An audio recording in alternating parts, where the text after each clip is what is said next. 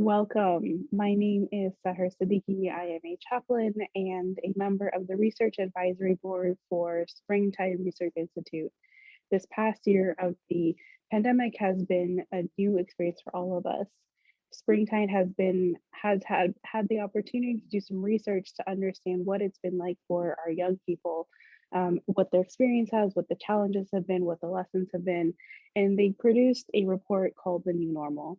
Today, I thought I might be able to spend some time talking to one of the youths that I know, my younger sibling, to hear about their experience and hear what the pandemic has meant for them and how they have made it through so far and what their hopes are for the future as we can maybe start thinking about what a post-pandemic world looks like.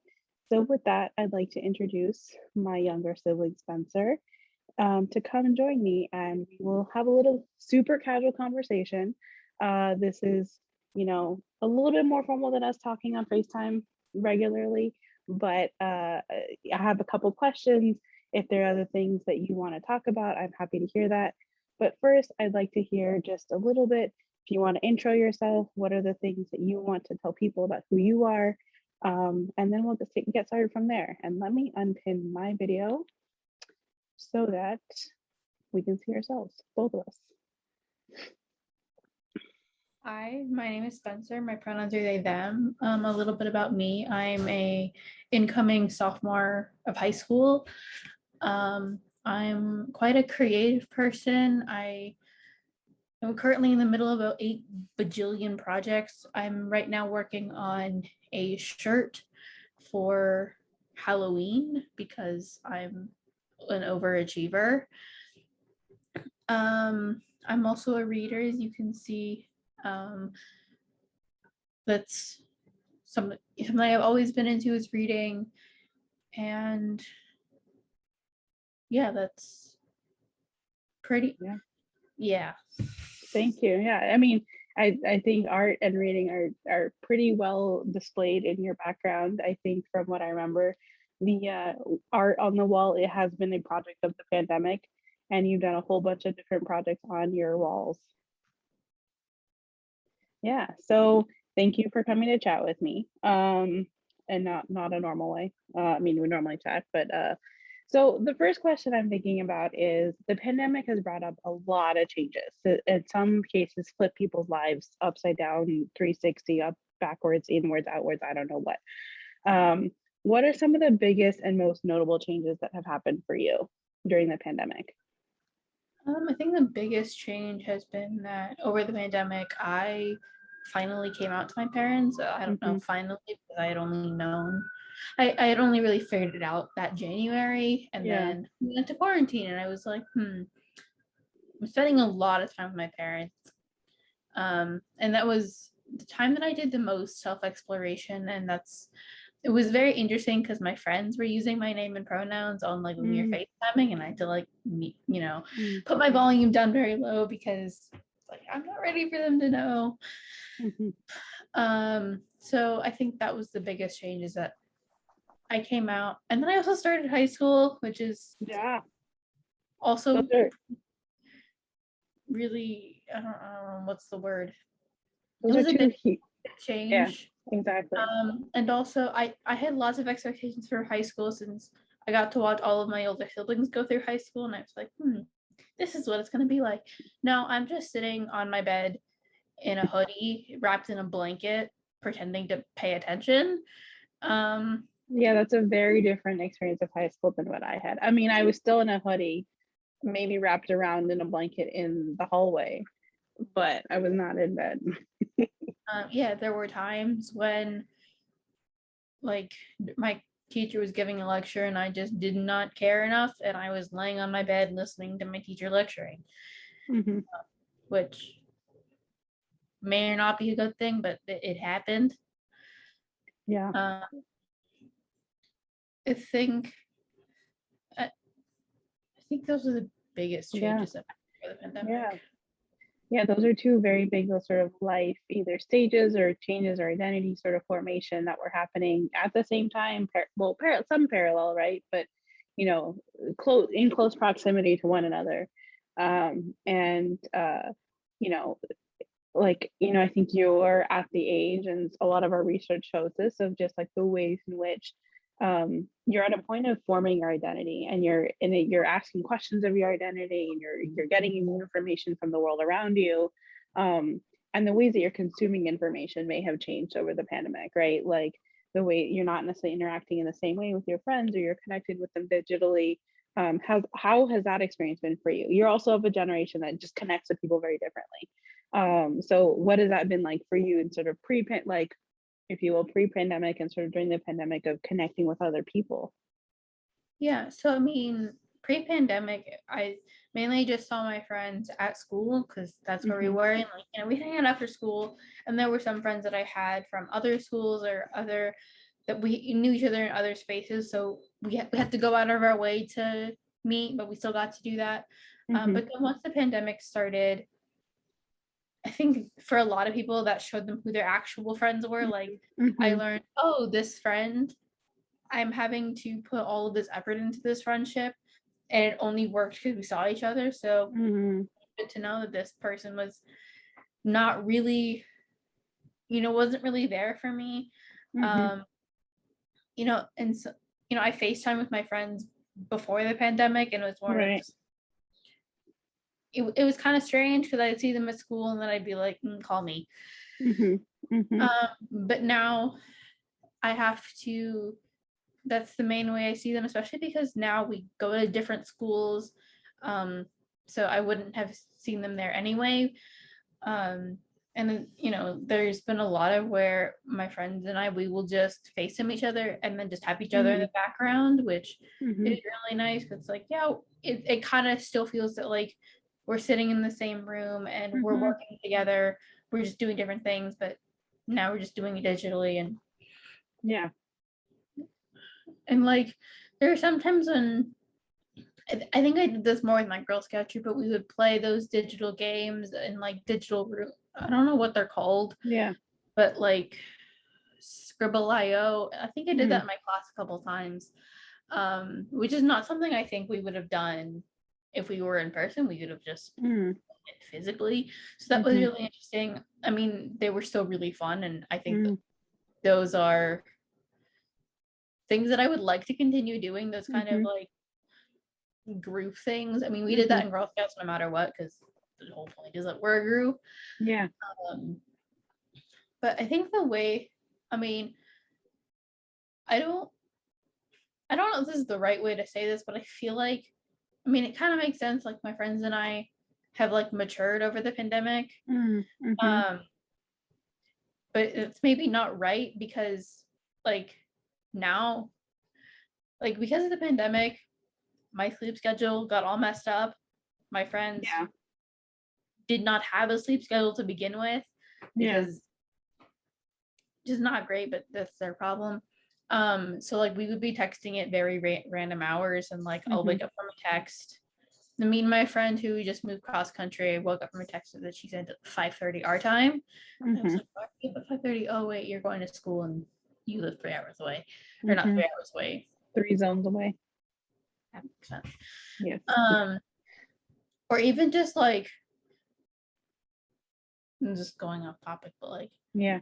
staying up later and then being like, and Well, then there's no really accountability of schedule anymore, right? Like you were saying, like you roll out of bed or roll around in bed and then start class, right? And like and I think there, at least my experience too, was like there, because of all of this, there was also just a lot more, if you will, like leeway with like, and people just sort of being more gracious about like everyone's trying to figure the pandemic out. Like if you are gonna like come to school or work in your pajamas, we'll do it.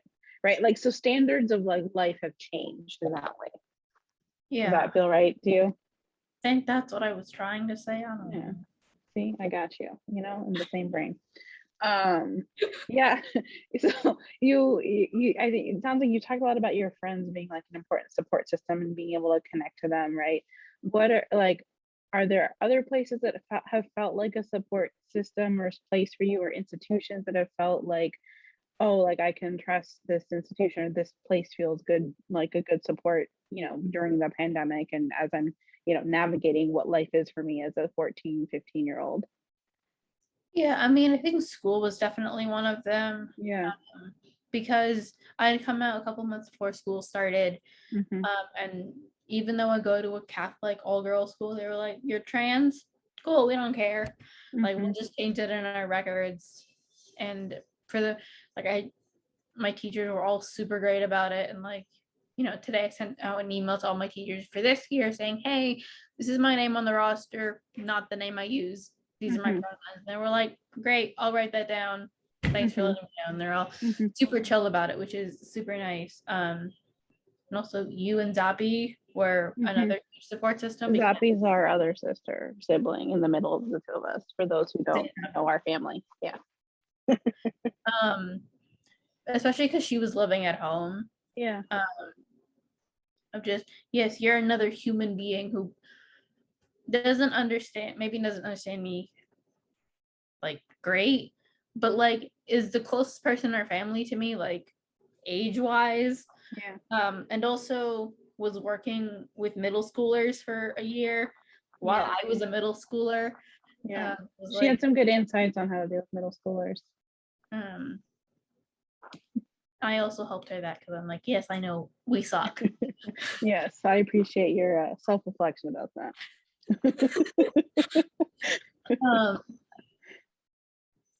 Because you and Zainab, both of you, like, our family because you are our family.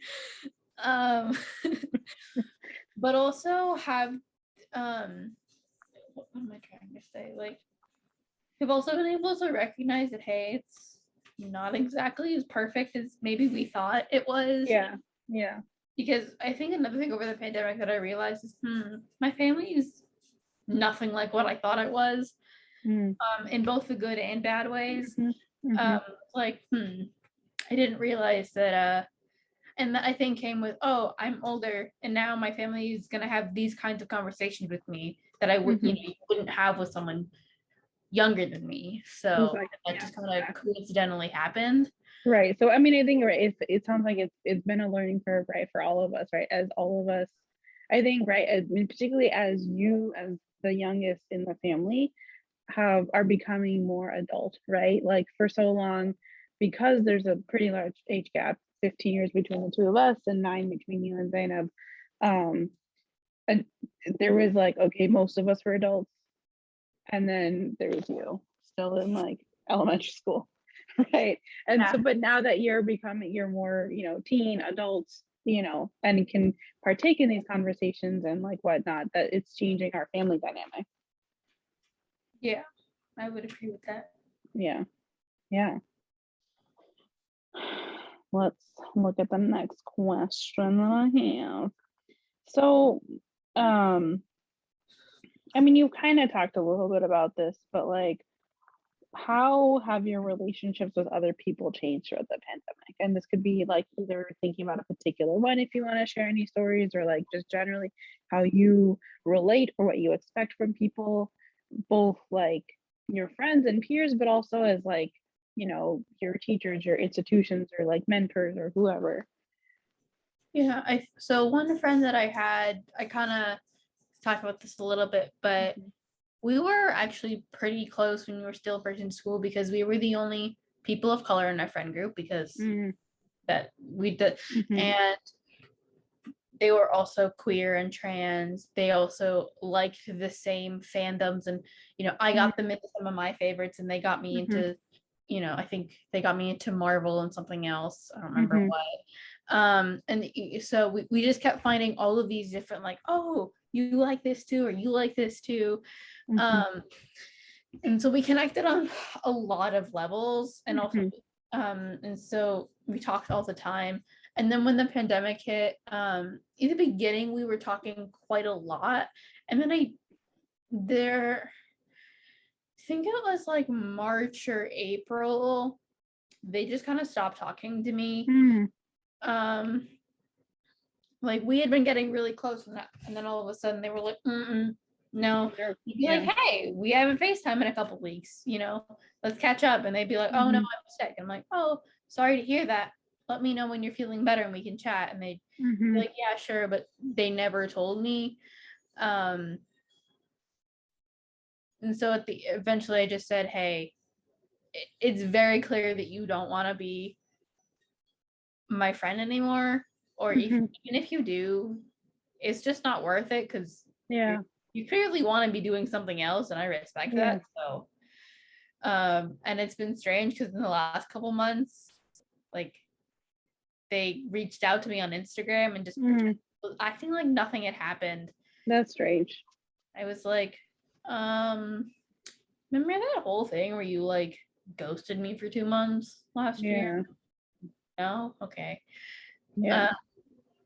And I think that's another thing that's changed over the pandemic, is that I've just become very like upfront in my relationships, especially like at school and with my friends, of like, this is clearly not working. We need to do something else. And so, like, do you tell them directly? Like, literally tell them this is not working? Yeah. Oh wow. It's impressive. It's after having a bunch of toxic relationships that I realized I don't have time to be nice. I mean, that's true. I just didn't. Yeah, that's cool. One of my friends, like, there was a time when I just felt like, I'm just putting all of this effort into this relationship. I'm gonna step back, and they were like, yeah, I know I haven't been. That happened for a couple of relationships where I just stepped back a little bit, and then was like, oh, look, we're not talking because I'm putting in all of the effort. Wow. And so, like, I do that, but also in like group projects, they're very hard to do on Zoom. Yeah. So, and I end up just taking the position of being a leader, because I'm like, clearly none of you want to be here. I don't want to be here. But we have to get this done because we need this for our grade.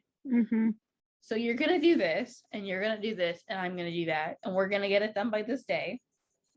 And they're like, okay, great. And I had trouble with a couple people, but that's on them. It's not my fault. You made your attempt. Yeah. Like with the pandemic, feeling, hey, I can't control this. So small scale, big scale, these are the things that I can control. These are the things I cannot control. You don't want to do the work for your project.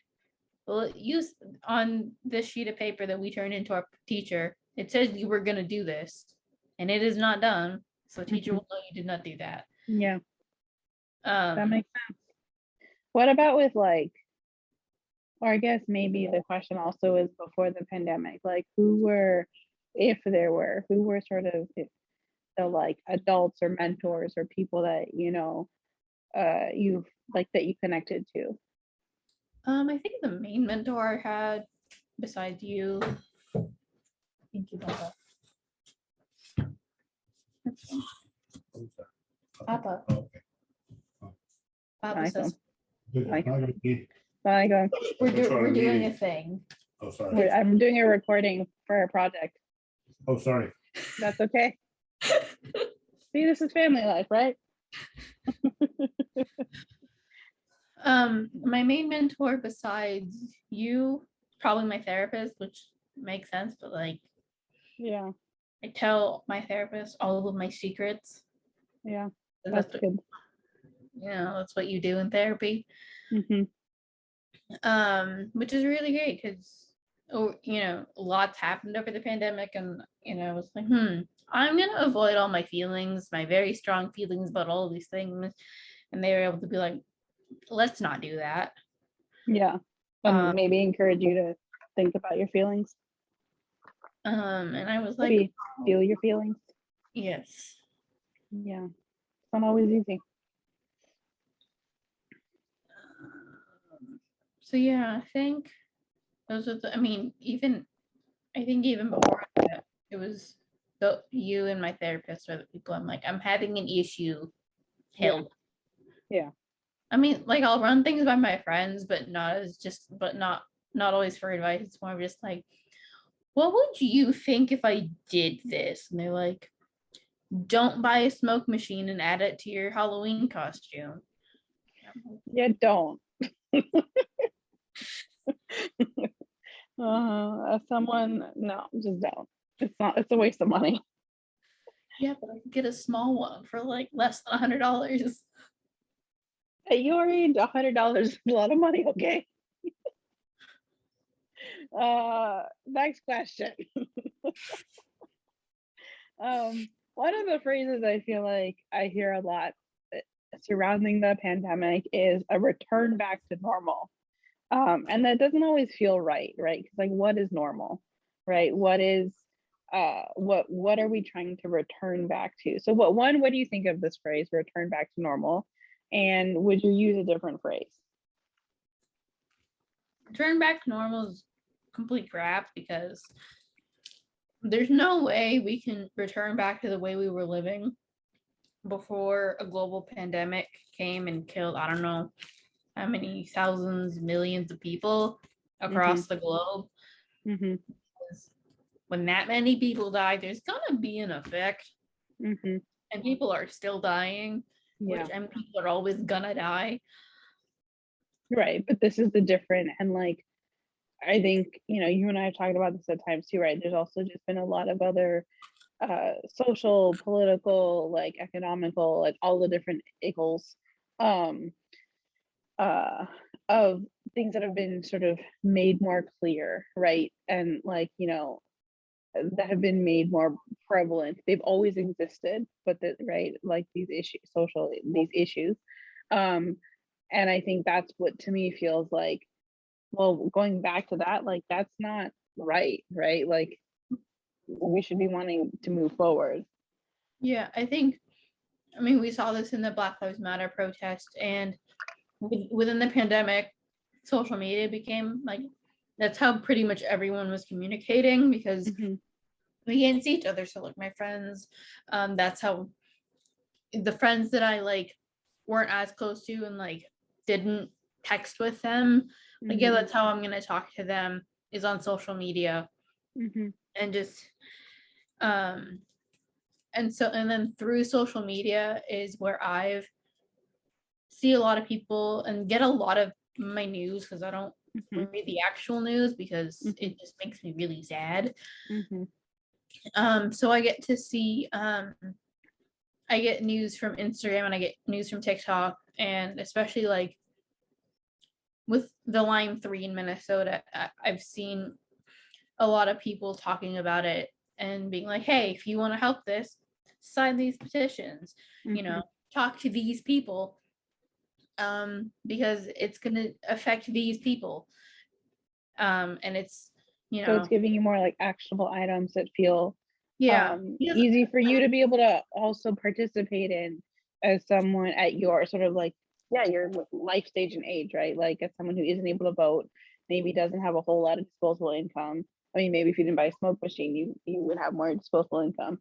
Actually, you don't have income, money, right? But like but like that, those are also not the only ways to interact, right? That you're learning about the different facets of all of these issues and ways that feel right for you to interact and learn about them. Yeah, because I feel like Gen Z is a generation of people who were. I got this from a TikTok, not a TikTok, a TED Talk, where previous generations were saying, oh, this is a problem, let's just address the surface problem. For like, I think the example in the TED Talk was for people who live on, are homeless, or people who aren't able to access meals.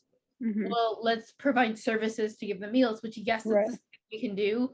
But the person was talking how they were working with people of my generation saying, why are these people not able to get meals? Like, what's the root of this problem? Right. And that's something that, I feel and I see in my peers of, we want to address the very root of the problem because then we won't have to keep fixing it because it'll be fixed.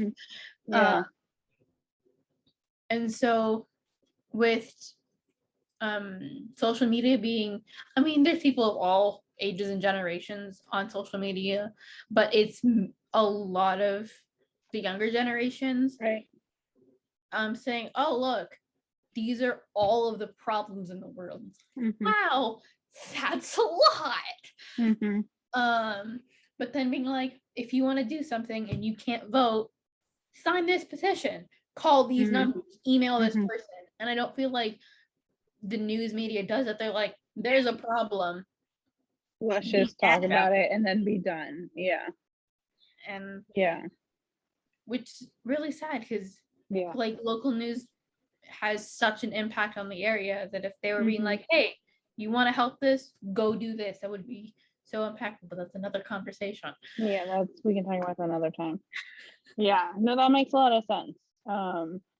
That like this idea of returning doesn't feel right, that feels like a step back rather than us actually having progress forward.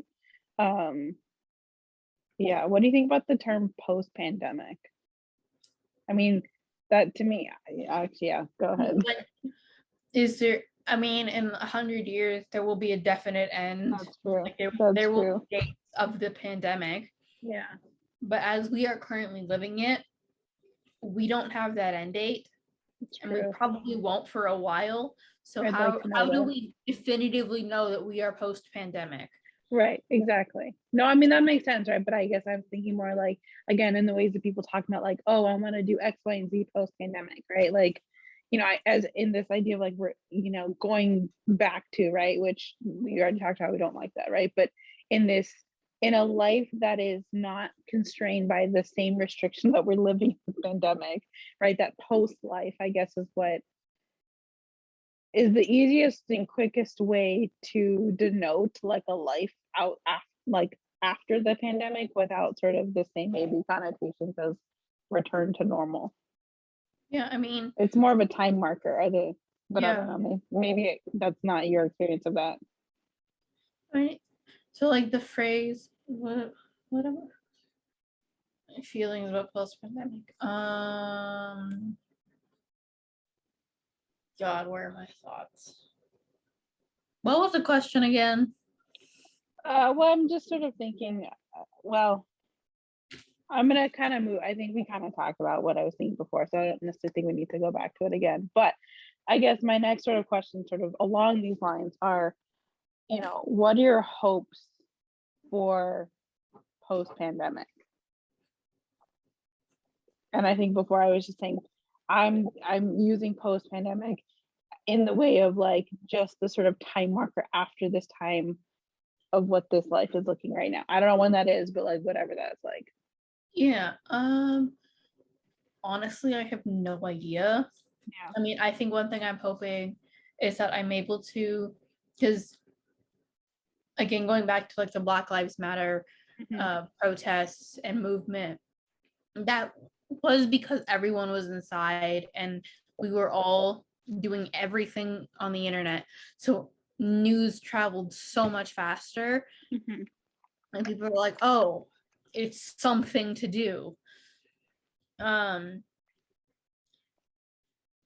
so I really hope that kind of energy, when something is happening, like for example, what's happening in Afghanistan, like if something like that were to happen again in the time when people would be able to be like, hey, something's happening, the news isn't reporting it because it's not interesting, it's not flashy anymore, because something that like local news media will be like, hello, yes, a thing is happening, okay, goodbye, and then they won't talk about it again. Right, but something that has like I've really seen over the pandemic is something like, it's still happening, like it just like it didn't stop happening. Yeah.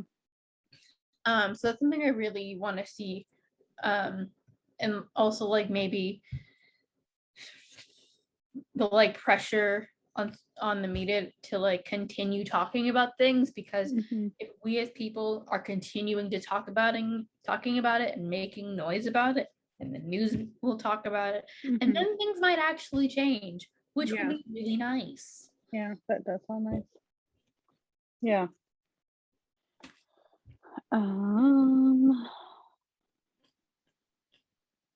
What are some of the things that you have done? Sort of, we've talked a lot about, your own personal journey and growth and changes in the pandemic and sort of things that are societally happening, what are some of the ways that you learned or changed about the way you take care of yourself, both all like mentally, physically, spiritually, emotionally, like all of those different ways? Like how have you sort of nourished or taken time to nourish those parts of you? I mean, I think I started because I used to categorize self-care specifically as like doing skincare and like wearing a mask or taking a long bath, which it's nice. I like sitting in a warm bath with a face mask. I like feeling, fancy, but I can't always do that, nor do I want to do that. And I've kind of been like, sometimes self-care is getting out of bed and brushing your teeth because you haven't gotten out of bed for the last week. And sometimes it's, getting yourself to have a hard conversation either with yourself or with other people, which is something that I have to remind myself of, like, if I have this conversation with my parents and I, kind of be like, hey, this is the thing I've noticed happening. Maybe can we not do this because it's not helping anybody? Like, I can see it helping you and I know it's not helping me. Or it's so like my internet fritzed out. So can I just recap what I heard you say just to make sure that we got it? So the last thing I kind of heard was you talking about one aspect of self-care that you started practicing is having hard conversations, whether that's with yourself or with other people, and being able to have those conversations so that you can figure out what you need from them and sort of get and move forward. And I think like having conversation with other people is a lot easier than having conversations with yourself. Because at least with other people, like, okay, they're gonna say something and then I can think of a response. But when you're having a conversation with yourself, your thoughts on all of it, and you have to be like, okay, this is the situation and these are my options. And sometimes it's great. It's like, okay, yeah, that's the logical first step, or that's, I need to do this. But sometimes it's a lot harder when you're like, none of these options are great, but I need to do something. Right. And that I know for myself, it's always easier to think about things for other people. Like, I give great advice to other people, both professionally and in my friend groups. When I think about that advice for myself, I don't listen to it until someone else tells it to me. And when I remember actually a friend telling me, like, you're the one who told me this. And I was like, oh, that's good advice. I mean, even I also be recognizing that, like, my basic needs as a human person of, okay, I need to make sure I'm eating my food, drinking water, taking my medications, taking a shower, going outside, especially after a depressive episode when all I want to do is just be in bed and cry. I'm like, okay. And also I've been trying to get myself to be more gentle with myself because I'm very harsh on myself. Like, you gotta do the thing, you gotta keep doing the thing. And that partly myself, but I also think it's from the environment that I've grown up in, of you gotta keep going, you gotta hustle, you gotta do the thing. And so having to be like, you've done the thing for the last week straight, sit down. That framing sort of what productivity is, or how we're engaging with some of our work, right? Like, sometimes sitting and resting or doing something we enjoy is actually productive. Or like, because my instinct is like, oh, I'll watch this, while I'm in class doing a lecture, I'll like work on this project too, and then I'll also do this. It's like, how about you just focus on one thing at a time? And like, I just want to do all the things. It can be easy. I think that is a family trait of ours, is to want to do all the things all the time and multitask all the time. Because I do the same. I cannot sit and watch TV, as you know, and just watch TV. I haven't been doing something else. Yeah.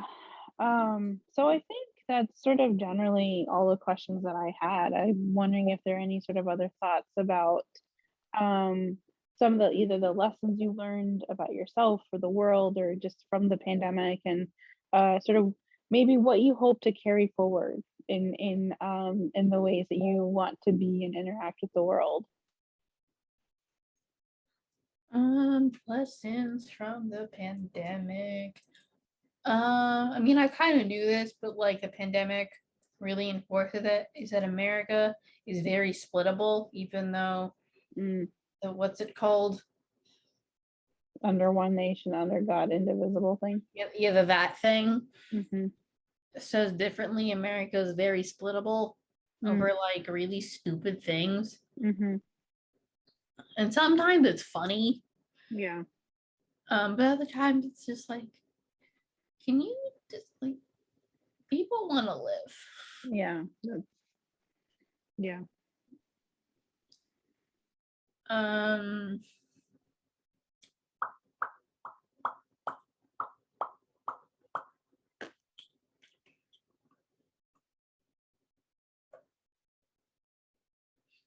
Lessons from the pandemic.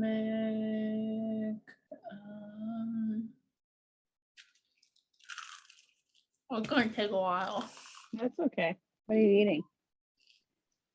Burnt mozzarella sticks. Oh, that sounds good too. What's been a guilty pleasure that you've learned about during the pandemic for yourself, or that you've indulged in that you've maybe had before? Lying on a bed with a heated blanket when I have bad cramps. That sounds wonderful. Well, and I was like, well, I mean, I'm not done. wonderful, but good remedy. My teacher knows that I'm a good student, so for this one half an hour period, I will not pay attention. Yeah. Yeah, that sounds good.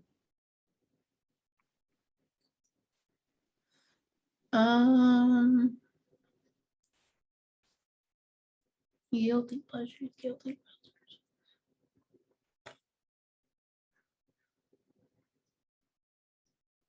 What were my guilty pleasures in the first place? Well, maybe to sort of full circle, bring it back, you want to tell us about some of the art that you've done on your walls during the pandemic? Sure. You know what? Let me take pictures and upload them to my laptop because you know It's what? okay. You can just tell us about it. Like you don't have to show us. Yeah, yeah. Well, I have a picture of one and the other one. I don't really know. So my friend introduced me to this show, Good Omens, based on the book. Mm-hmm. And I really liked it, and I was watching it while I worked on it, and I was kind of doing for like a demon to angel thing, because two main characters, a demon and an angel. But it ended up just becoming an omniscient god figure. With a and I say that because it's very tall, because I put mountains in the front of it to cover the mess I did in the front, and then because I didn't want to do the face, I just put clouds, so it's very tall, clearly. And I was like, very tall. God. And then the other one, I can actually just pull up a picture because I have it. Cool. I think I have to allow you to screen share. Well, there you go. There you go. Now you can screen share.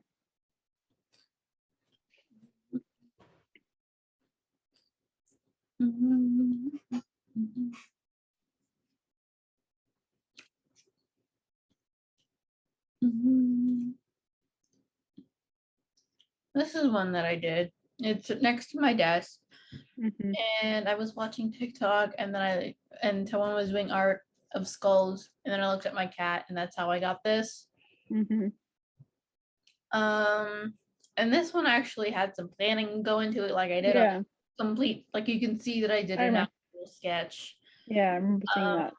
Like I did a couple sketches, and then I actually had a plan. And And then I'm actually working on one in my closet.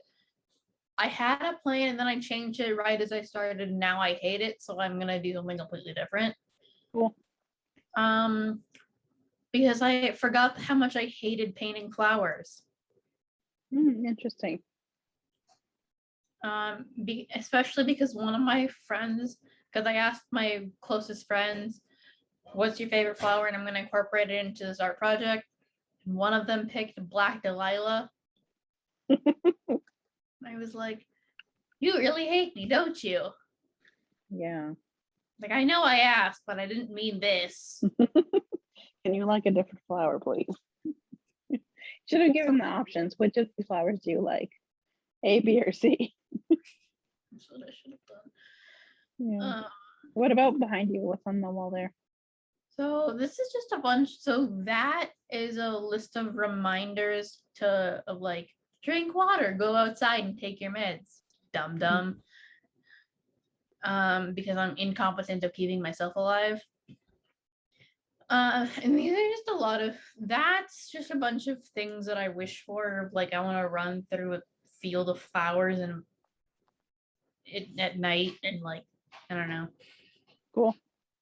And then these are, most of them are just things that my therapist has said to me or sentiments my therapist has said to me. That's good reminders. And then this and this were drawn up by my friend before she moved cross country because I miss her. Yeah. And she only ever responds to my text when I send her pictures and videos of my cat. I mean, I have friends like that too. So that's, sometimes you're like that too. I respond to your messages. I know, but it's usually faster if it's of my cat.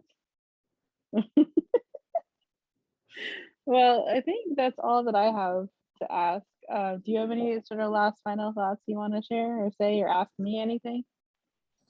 No. Okay. Well, thank you, Spencer, for joining me and talking with me about your thoughts as a youth person in my life about the pandemic. And I can't speak right now. Yeah, well, I thank you, and I'm gonna stop the recording now.